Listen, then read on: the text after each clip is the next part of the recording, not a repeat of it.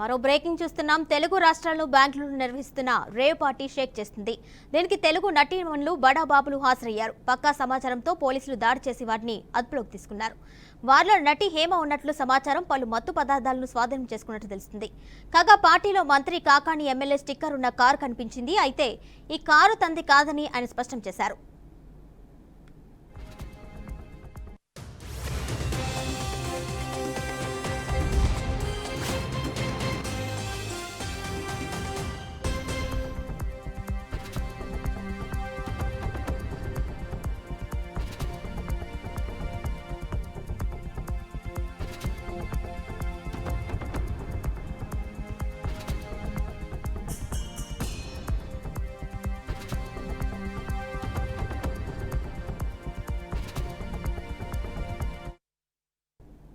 Bengaluru city శివారు ప్రాంతంలోని ఓ form హౌస్లో నిర్వహిస్తున్న రేవ్ పార్టీని ఇవాళ తెల్లవారుజామున పోలీసులు భగ్నం చేశారు.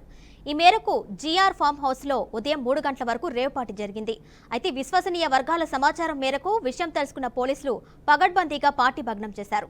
ఈ దాడుల్లో 17 MDMA టాబ్లెట్లు, కొకైన్ను స్వాధీనం చేసుకున్నారు. అదేవిధంగా ఈ పార్టీకి బెంగళూరు, ఆంధ్రప్రదేశ్ నుంచి 100 మందికి పైగా హాజరు కాగా అందులో 25 మందికి పైగా యువతులున్నారు.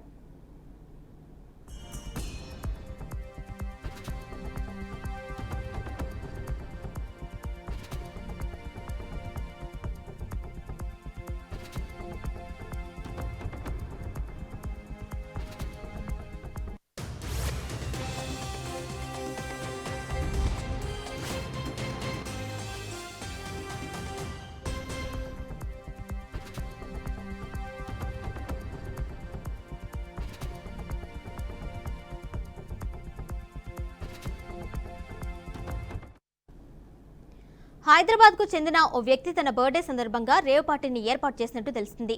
ఇక్కడ ట్విస్ట్ ఏంటంటే పార్టీ జరిగిన ఫామ్ హౌస్ లో ఏపీకి సంబంధించిన ఎమ్మెల్యే కాకాని గోవర్ధన్ పేరుతో స్టిక్కర్ ఉన్న కారు దర్శనమిచ్చింది.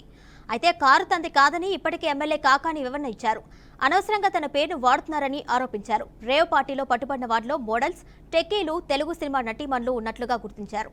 ఇక ఈ ఘటనకు సంబంధించి పార్టీలో పాల్గొన్న వారిలో కన్నడ మీడియాలో నటి హేమ పేరు ప్రముఖంగా వినిపిస్తుంది. ఈ క్రమంలోనే తాను హైదరాబాద్లో ఉన్నట్లుగా హేమ వివరణ ఇచ్చింది.